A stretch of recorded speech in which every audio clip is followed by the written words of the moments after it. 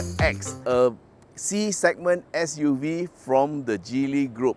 Zeekr is the premium brand from Geely, and this Zeekr X shares the same platform as the Smart #3 and also the Volvo ES30. So this is an all-electric SUV, and you have a choice of single motor or dual motor. For this particular one, it's a dual motor, so it gets all-wheel drive, and you get 428 PS, 543 Newton meters of torque. That's a lot of torque. In terms of length, the Zeekr X is 4,432 mm long. It is 1,566 mm tall and 1,836 mm wide. The wheelbase is 2,750 mm, and some people think that this is a D-segment SUV, but it is not.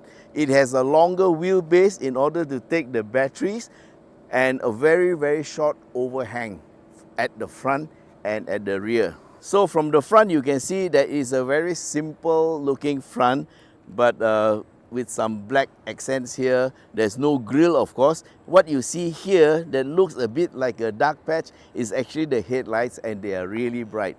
These are the daytime running lights, and also the signal lights are here. So at the bottom here you do get a little bit of air intake, but it's mostly for cooling of the batteries. What you see here is a little front camera, and the front is very nice and neat. The Zeekr X comes with 19-inch wheels, and these are Continental Eco Contact 6 EV tires, so they are made for long-lasting and also good fuel consumption. This is a single pot floating caliper, and the front brakes are ventilated discs, and they are quite big. Front suspension is McPherson struts. Along the sides you get a black roof, and I like this part because this is a little quarter window that allows you to see from inside the car to outside. Door handles are recessed. In unlock mode, you have to put your hand inside here and the door opens. But once it's locked, it comes up and seals up the holes. At the back, you have the same 19-inch wheels and also another set of ventilated discs, a smaller floating caliper, and a multi-link suspension. I also see a lot of aluminum inside to keep the weight down. So technically this vehicle should handle quite well with McPherson struts in the front and multi-link suspension at the back. This is the charging port, and of course this one has got the ability to take the AC charger or the DC charger. Battery size is 66 kilowatt, and using a DC charger you can charge up the whole battery in less than an hour. So up here you have a panoramic moonroof that doesn't open, and of course you get to see outside very nicely lah. And here you have a little mini spoiler, and your rear brake lights are here, a little wiper, and the Zeekr sign. The back is quite attractive. This is the rear camera, and this X is what tells you this is a Zeekr X. Okay, getting into the car is very easy. It either auto unlocks itself, or you can use the unlock button here, and the door handle will open up and you can open the car just like that.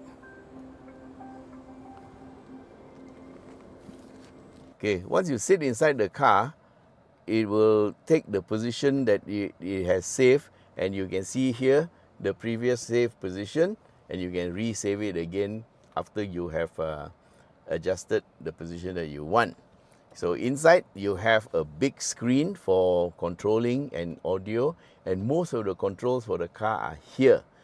And for the driver, you get your not so round steering wheel, flat bottom, so you can have fat tires and still get away with it, and you have your driving information here. So this screen is not a touch screen, because the touch screen is here. You are not supposed to touch a screen that you have to put your hand through the steering wheel. Then you have this is your driving monitor that tells you are being distracted or you're fatigued, but that one can be turned off, not a problem. For the gears, it is a stick here for reverse, neutral or drive, and then you press the N here to park. So right now we're in park position. For this lever, it controls your headlights, your wipers, and yeah, this is also quick wipe. Yeah.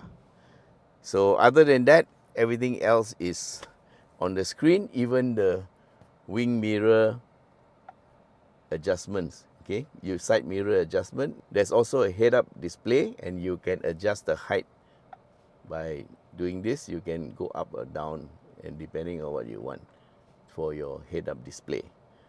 Okay, we go home, and this car has got all the controls there. Full ADAS. You have lane keep assistant. You got lane departure warning, automatic lane change, speed limit adaptation, front collision mitigation, front collision warning, rear cross traffic alert, emergency braking, door open warning, blind spot monitor, driver fatigue warning, which we turn off all the time, and distraction warning, and you turn that off all the, off is this side. Yeah. So these are the things you can turn on and off. Traffic sign information, it reads signs, and speed limit warning, and it will tell you whether you are off or within the speed limit. Then for safe, there are all kinds of things. You put your car into car wash mode, then also your connectivity. This car is Apple CarPlay and Android Auto friendly. Visibility is good. As I said earlier, they have this little quarter window there that allows you to see through the A pillar so that there is less restriction to your eyes. Driving position, for the driver, you get electrical seats, and so does the co-driver. Drink holder here, and also a box for knickknacks. This can be closed, and over here is a handbag holder with the USB, and there's a little cubby hole for you to keep your stuff.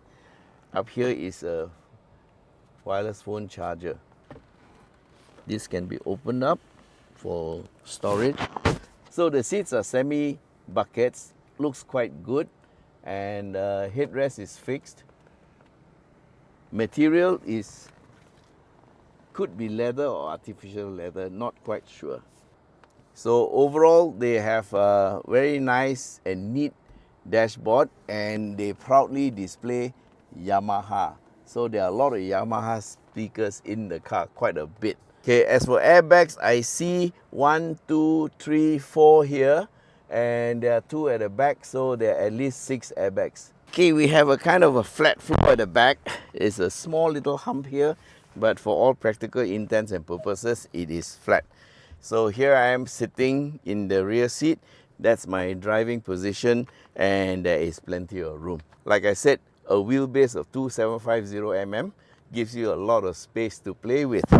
So at the back here, it is made for 3 people, but as in all of these cars, having 2 seats is better. You can put in the center armrest, and you have your drink holder here. So for the back passengers, you also get lots of speakers. So there's 4 here. I see 3 there. So at least 7 speakers already. Yeah. And at the back here, you get your reading light. And then the rear aircon comes from the side pillars on the B pillars. The panoramic glass roof is really good. So you can see everything clearly, and you feel that the car is very spacious. There is a Type-C USB port, and it's found under the seat there, right in the center. The boot can be opened using the remote. It's fully electrical, and at the back here, there is enough space to put maybe 1 medium and 2 small suitcases. Not very large boot space, but of course, you can fold down the rear seats if you want. This is the charging cable that comes with the car, the V2L cable, and there's not much space in the back. I think that's where the motor is sitting. As usual, you can't see much at the front, but there is a little frunk here for you to keep maybe a handbag, and the rest of it is all covered. So this is for the windscreen washer fluid, and these are for the bonnet locks. So good to see that they actually have twin locks.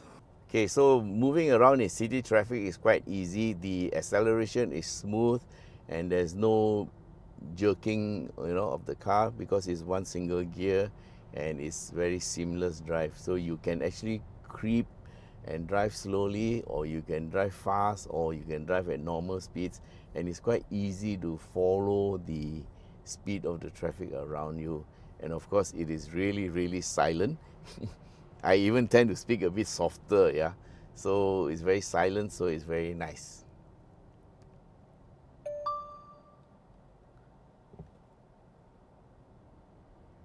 Yeah, that was this part of the car is very sensitive. This face monitor, and all you got to do is just look around a little bit, and the car will tell you, "Getting tired? Please stop for a rest."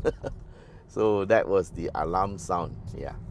So steering is very nice and light. Of course, there is also adjustment. See, again, distracted. Oh, it says I'm distractive. Drive carefully. Okay, so the steering is nice and light, but we have put it on sport, so it feels very solid. There are 3 modes for steering, and everything is controlled through the screen. Also, there are driving modes. They have comfort, normal, and sport. In terms of ADAS, this car has got, of course, forward collision warning, rear cross traffic alert, it's got blind spot monitor, it's got lane keep, it's got lane departure warning. And what else does it have? Rear collision warning, also emergency braking and automatic lane change.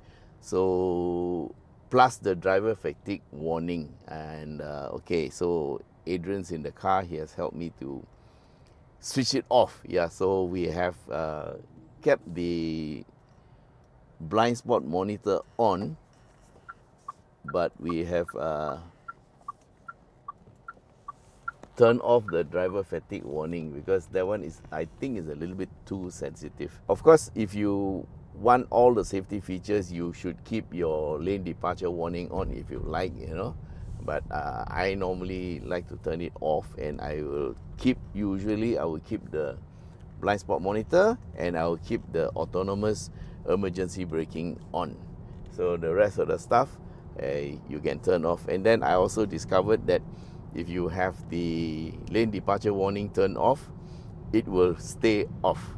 So that's good. But all the other stuff come back on, and I think that includes the driver fatigue warning. But now we've turned it off, so it's good. Of course, power is good. Look at the acceleration. Woo! Look at that.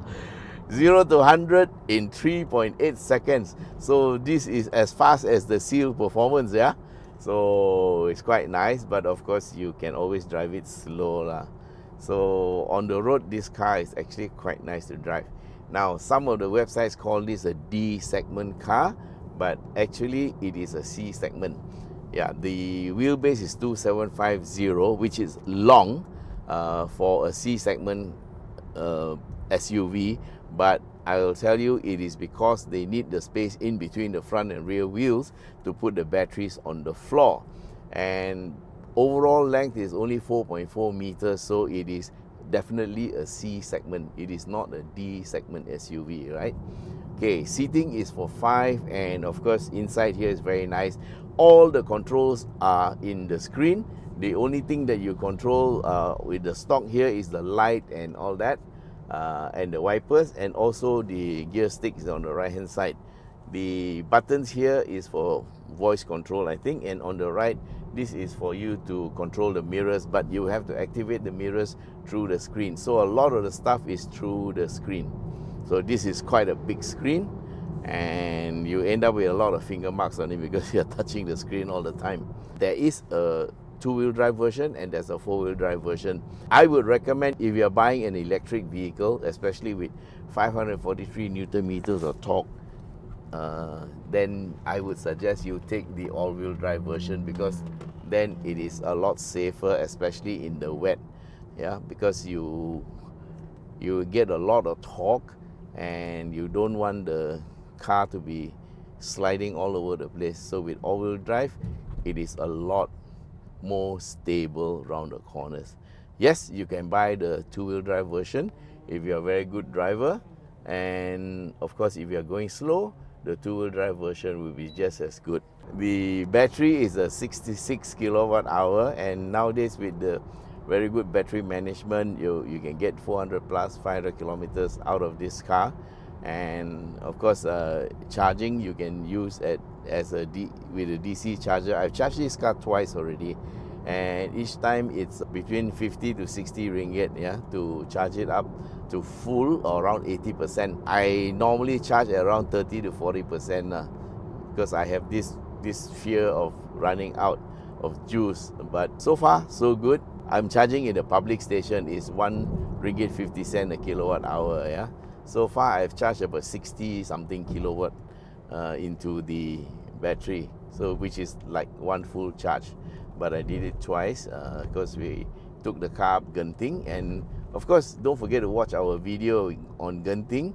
It was dry for some of the parts and wet for some of the parts, so I didn't drive up Genting because of my injury, as you can see. If you want to know who was driving it up Genting, it was Ivan Khong. So we have a little bit of a hill here and some cornering to do, and let's check out the handling of the Zeekr X. Okay, because it is all-wheel drive, it is very, very stable. So it takes the corners without any problem at all. And of course you must remember that this is a SUV, yeah? So it's not like a sports car, but it can be quite potent because of the high power that the electric motors generate. And of course you know that the power and the torque is instantaneous, yeah? With 543 Newton meters of torque, oh, that's a lot of torque, man. Yeah, despite the weight being 1.945 tons with the dual motor and the battery setup, this car doesn't feel heavy at all. So handling is quite predictable, and with a bit of bias to the rear. So the rear motor, I think it feels like the rear motor is a bit more powerful than the front, or maybe it's the torque split, but it does have a little bit of a rear wheel drive characteristic, although if you push it, it can also push in the front. Of course, a car that pushes in front is easier to handle than a car that has the tail coming out all the time. So to cure understeer, all you have to do is lift off and it's okay. Also the tires, well, they are Continental, what you call eco tires, eco contact, yeah. So they are made for mileage and also for better range for electric vehicles, and that is the purpose those tires are made for. So therefore, if you want better grip, then maybe you want to change to a different type of Continental tires, yeah. So just for your information, I think these are the same tires that we found on the seal when we drove up to Genting. Yeah, so there's a lot of sliding left and right, yeah, if when it's pushed lah. But other than that, very nice car. Yeah, there is no such thing as a perfect car. I like this one, and look at it go around the corner, no issue. Actually, I haven't used the brakes very much at all, because you can just wind through these corners without any issues at all. Okay, let's check out the overtaking, yeah. So there is a double line, so let's wait for the double line to disappear, and then we can try to overtake when it is safe. So remember guys, double line, don't overtake, because and especially on a road that is like this, you shouldn't overtake on a double line. Okay, it's clear. Here we go. Look at that. Whoa. Very nice. So you have the power to command. Okay, there's a hump here. Okay, as you can see, I'm wearing this brace. I cannot take big bumps. So brakes are good. Yeah, we have ventilated this in the front. I think it's a single port floating caliper, and at the back is also disc brakes, but I'm not sure if they are ventilated or not. But the car is good, and with power you can drive with ease, because you can scoot anytime you want and slow down anytime you want. So far brakes are not an issue, and even on Ivan's drive to Genting, there was no problem with the brakes. So brakes are adequate. Of course, if you want, you can go for your Brembos and all, but that of course would boost up the price quite a bit, and the price here is very, very competitive. Alright guys, so that's it for the Zeekr X. I hope you liked the video, and if you want any advice on the car, please do drop me a line at 016-335-0609. Advice is free, but of course if you decide to buy from us, you can also book the car through us, and if you do, then it will also help us keep our channel going. Yeah, and you of course also will get a free gift from YS Khong Driving and our gratitude.